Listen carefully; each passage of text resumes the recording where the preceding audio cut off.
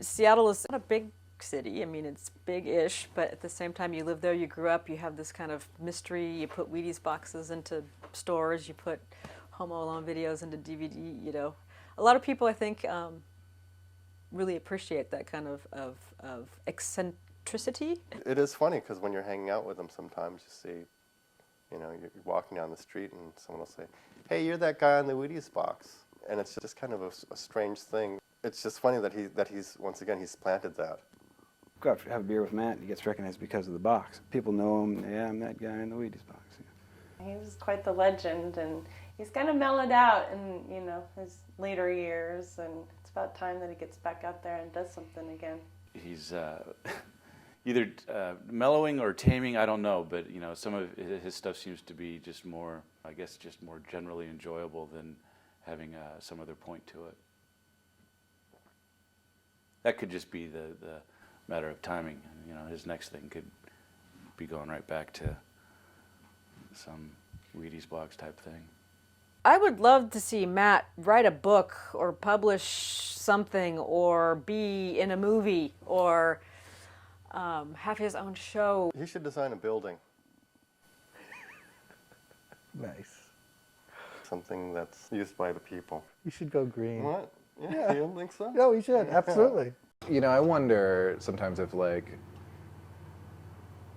if he feels like he hasn't found the reward that he wanted out of doing this stuff. You know, like like to be motivated to do more of it. Matt's pattern, as far as making art, is a lot like a serial killer. He'll go and he'll do something, and you know, he'll have a, you know, he'll make the Wheaties boxes, and he'll go along a certain kind of patterned area and put them out, and then he'll lie dormant for a while, and then he'll make Home Alones and go put them in a certain area for a while and leave his trophies behind, and then go dormant for a while.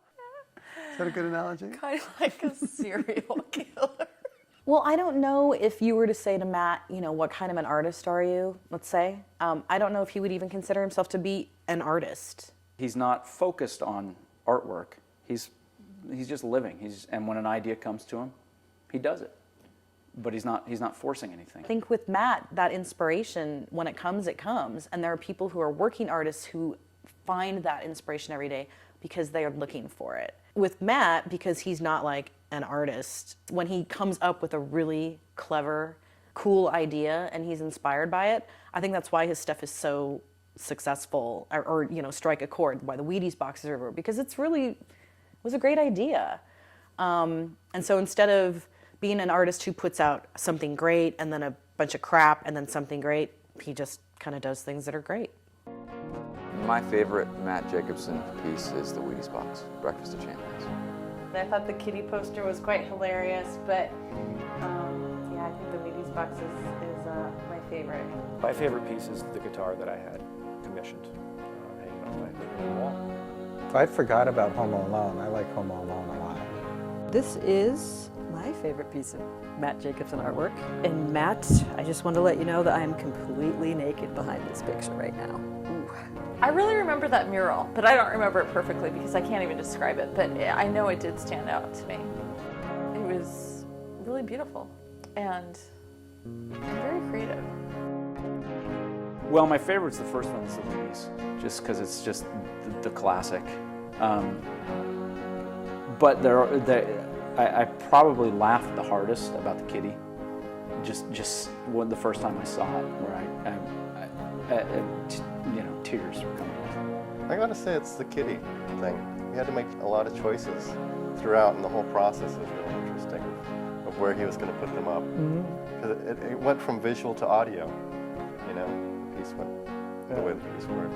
A lot of the stuff that he does, I think is so spontaneous, doesn't get documented well enough. I think there's probably a lot of things that Matt does that a lot of us don't know about. There's a collection that he showed me that no one else has seen. I know that for a fact, no one else has seen it. And he might even deny it because I don't know that he's ready for people to see it. It's the fecal collection. He sculpts the fecal matter into small buildings, objects of art, objects. The largest thing I think he ever sculpted from that collection was a silo. I guess Matt is more of a performer performance artist. I don't really consider him an artist because he's just Matt. He's just my friend. And that's just his personality. I guess what he does can be considered art. But I think the boxes, you know, the Wheaties and stuff is more about being a comedian. He's the funniest guy I know.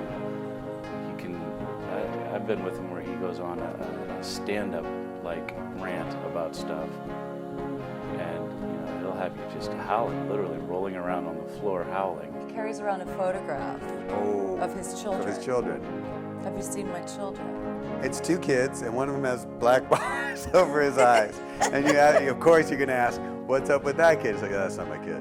When Matt was living in Portland, he and a friend of his, Scott Watkins, for whatever reason, worked out a dance routine to the Cher song Gypsies, Tramps, and Thieves.